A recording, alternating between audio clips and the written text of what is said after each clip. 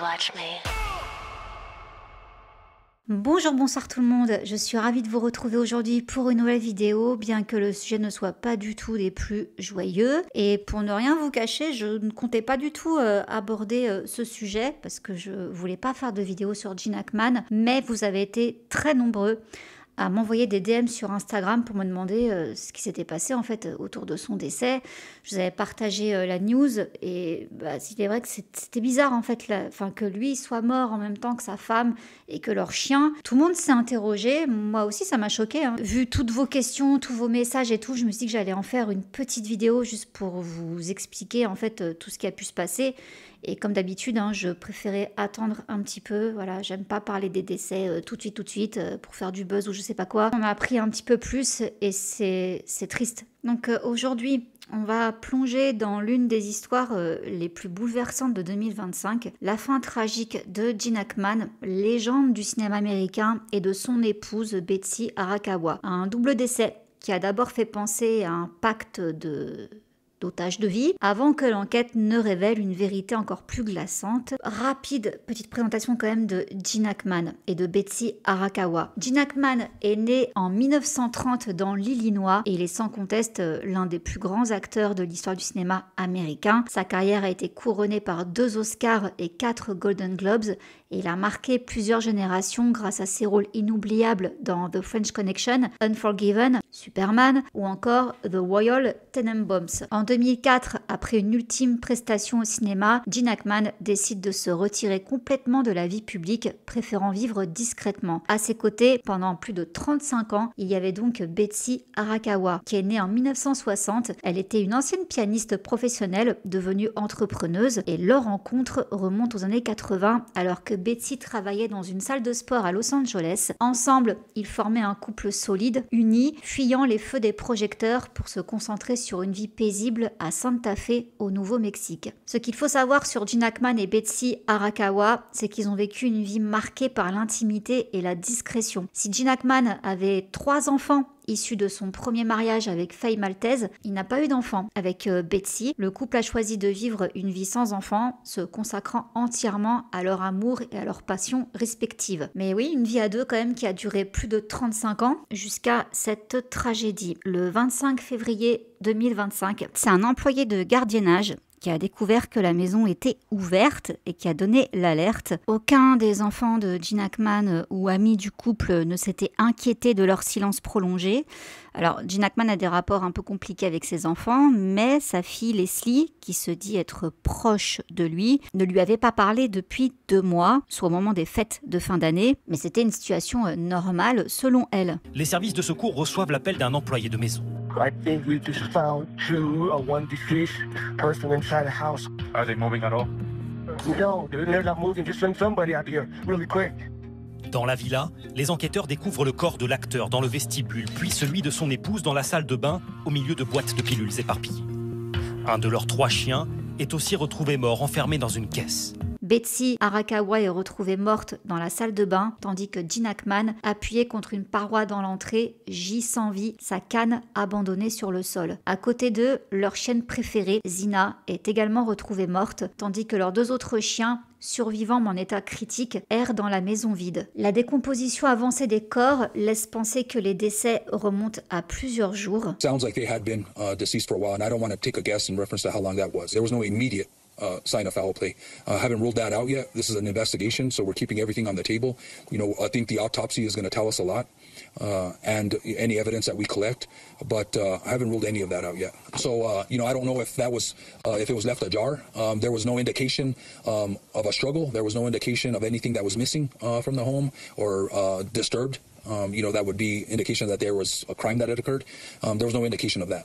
As far as, you know, there could be a multitude of reasons why the door was open. Il n'y a eu aucun signe d'effraction, aucun signe de lutte, et le couple vivait de manière de plus en plus isolée. Donc la mort simultanée des époux et de leur chienne préférée a immédiatement évoqué aux enquêteurs l'idée d'un choix délibéré de quitter ce monde ensemble, par amour et par désespoir face au déclin de la santé de Gene Hackman, dont on savait qu'il souffrait de la maladie d'Alzheimer. Donc les médias se sont emparés de l'affaire, renforçant cette idée romantique et tragique d'un dernier acte d'amour. Or, il n'en est rien parce que l'autopsie a parlé. Donc voici un petit peu ce qu'on a pu voir lors des autopsies qui ont tout de suite contredit cette première théorie. Alors déjà, aucun poison, aucune trace de surdose médicamenteuse ni de monoxyde de carbone n'a été détectée dans leur organisme. Les résultats révèlent que Betsy Arakawa est morte en premier autour du 12 février, victime d'une infection rare, le syndrome pulmonaire à hantavirus. Cette maladie transmise par les excréments de rongeurs est extrêmement mortelle si elle n'est pas traitée à temps. Betsy n'a eu aucun symptôme alarmant jusqu'à l'effondrement fatal. Quant à Gene Hackman,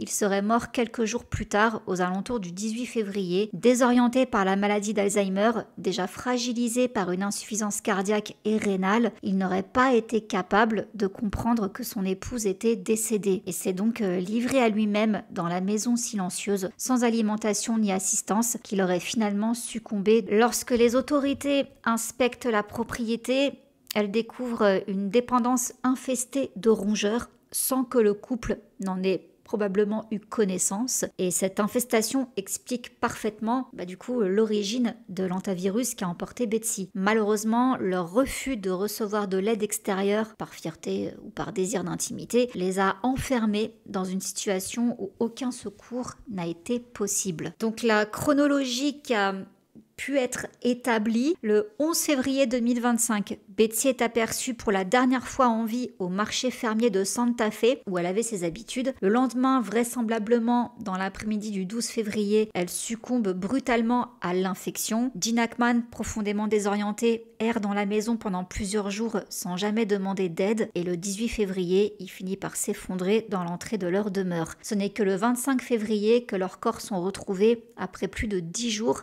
de silence et d'inquiétude. Donc au bout de quelques semaines, la police de Santa Fe confirme ses conclusions. La mort de Gene Hackman et Betsy Arakawa est naturelle. Aucun acte criminel n'a été relevé. La mort du chien Zina est également expliquée par la famine et la déshydratation. Quant aux deux autres chiens, miraculeusement en vie, ils sont immédiatement pris en charge par des associations locales. Ainsi, loin des premières spéculations, l'histoire de Gene Hackman et Betsy Arakawa s'avère être celle d'un enchaînement tragique de circonstances et d'isolement. Concernant les héritages, Betsy, qui n'avait pas eu d'enfant avant Gene Hackman, elle laissait donc tous ses biens à son mari, avec une clause stipulant que s'il décédait à moins de 90 jours l'un de l'autre, ses biens seraient confiés à un fonds fiduciaire, puis donnés à une œuvre de charité après avoir couvert les frais médicaux si nécessaire. Quant à la fortune de Gene Hackman, elle était destinée dans son testament à Betsy. Or,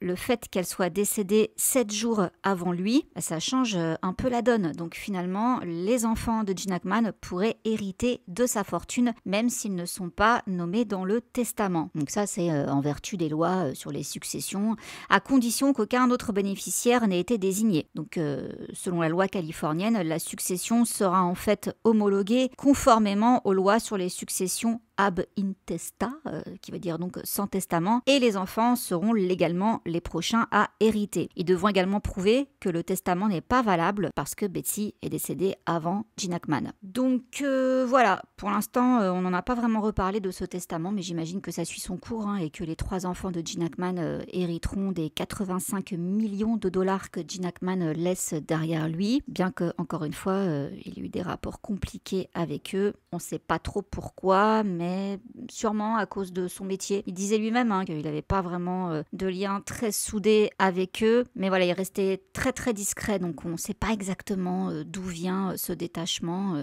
comme je vous dis, certainement à cause de sa carrière. Donc la conclusion de tout ça, c'est pas joyeux. Gene Hackman restera quand même une légende. Popeye Doyle, Lex Luthor, Royal Tenenbaum, mais au-delà du cinéma, son histoire avec Betsy nous rappelle une chose essentielle, que même les plus grands héros peuvent finir seuls, dans le silence, et que parfois la plus grande des tragédies se déroule loin des projecteurs. Voilà ma petite conclusion à cette vidéo. Comme je vous dis, Pas joyeuse du tout, mais voilà, c'était pour tous ceux qui voulaient des éclaircissements là-dessus.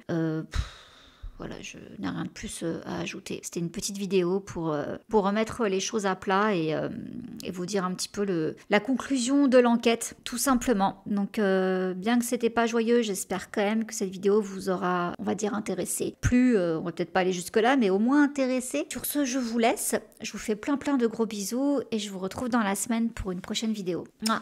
Bisous, ciao. Undercover on the beat, so twerk it, bitch.